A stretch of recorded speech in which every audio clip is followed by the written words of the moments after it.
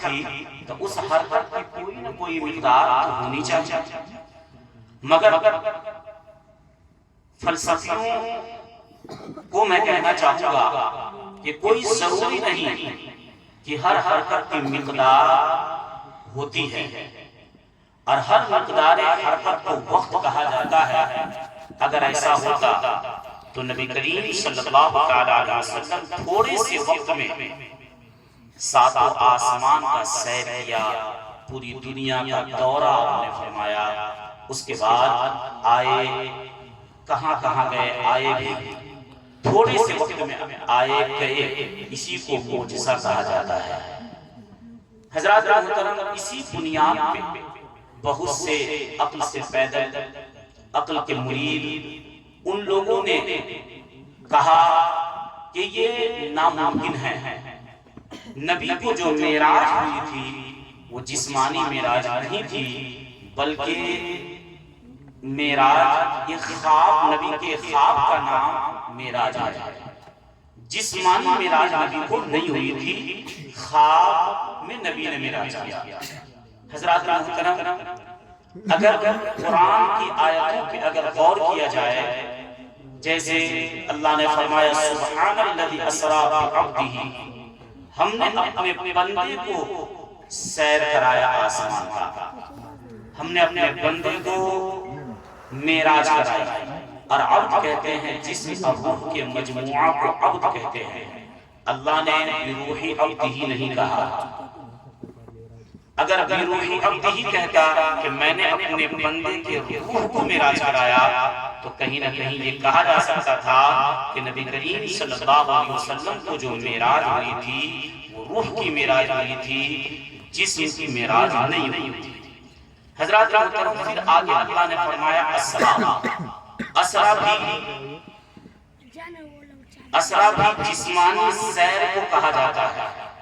وہ الگ سی چیز ہے کہ اسرا صرف رات کے سیر کو کہا جاتا ہے، دن کے سیر کو نہیں کہا جاتا، مگر کوئی اس کا انکار نہیں کر سکتا کہ اسرا جسمانی ہی سیر کو کہا جاتا ہے، روح کے سیر کو اسرا نہیں کہا جاتا ہے۔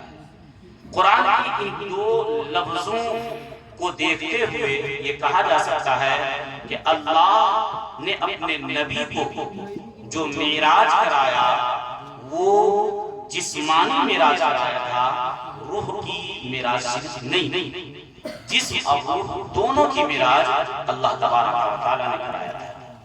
حضرات محترم، متقدمین فلسفہ علامہ ضیاء المصطفیٰ محدث کبیر، خطبات محدث کبیر میں وہ اپنی تقریر کو بیان کرتے ہیں، اور خطبات محدث کبیر کا جو میرا مطالعہ ہے وہ آپ کو بیان کر رہا ہوں۔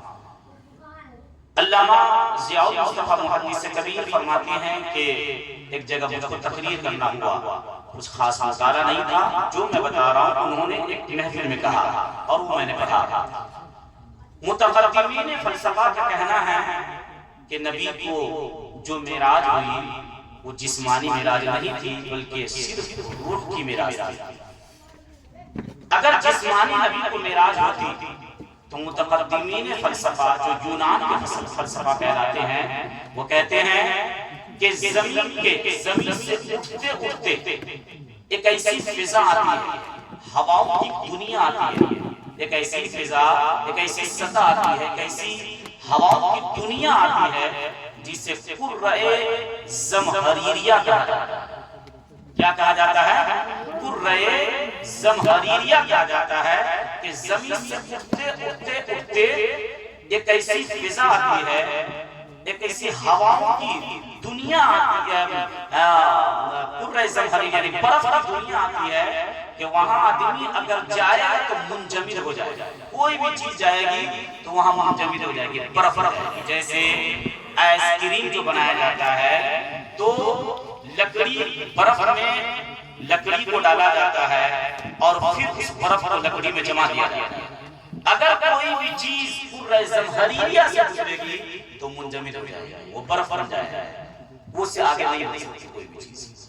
یہ متقدم، اور پھر وہ آگے کہتی ہے وہ پھر کہتی ہے، یعنی وہ نئی سائنسداں متقدمین فلسفہ، پرانے سائنسداں فلسفی کہتے ہیں کہ کرۂ زمہریہ سے اگر گزر بھی جائے تو پھر آسمان کی سطح سے متصل ایک کرۂ نار ایک جہاں آتی ہے، دنیا آتی ہے، کرۂ نار جسے آگ کی دنیا کہا جاتا ہے۔ وہ ایک ایسی سطح ہے کہ اگر انسان اگر اس سے گزرے گا تو آگ اسے جلا دے گا۔ اب یہ متقدمین فلسفہ کہتے ہیں کہ اگر نبی جسمانی میں رہتے تو کرۂ زمہریہ پہ جاتے تو منجمد ہو جاتے، برف بن جاتا۔ کرۂ نار پہ اگر پہنچتے تو آگ اسے جلا دے گا۔ تو معلوم یہ ہوا کہ نبی کو جو معراج ہوئی تھی وہ جسمانی معراج نہیں بلکہ صرف ایک خواب، نبی کے معراج کوئی خواب کا یعنی روح کی معراج ہوئی، جسمانی معراج نہیں۔ نبی نے خواب میں معراج کیا حضرات محترم۔ اس کے بعد یہ تو متقدمین فلسفہ تھے، اور یہ قدمائے فلسفہ یعنی پرانے فلسفی تھے۔ اور آج کی سائنسداں یہ کہتی ہے کہ جو ہم آسمان دیکھ رہے ہیں یہ حقیقت میں آسمان ہے ہی نہیں، یہ لوگوں کا وہم، یہ آسمان ہے، آسمان ہے ہی نہیں، وہ آسمان ہی کا انکار کرتے ہیں۔ یہ نئی سائنسداں اسے واہمہ کہتے ہیں کہ لوگوں کا وہم ہے کہ یہ آسمان ہے، مگر وہ بھی ایک ایسی جگہ کو مانتے ہیں کہ انسان اگر آسمان کی طرف یعنی ادھر جانا چاہے گا، جو آسمان بھی نہیں کہتا، اگر ادھر جانا چاہے گا، اوپر جانا چاہے گا تو آسمان سے متصل ایک ایسی دنیا آتی ہے جہاں ہواؤں کا دباؤ بالکل معدوم ہو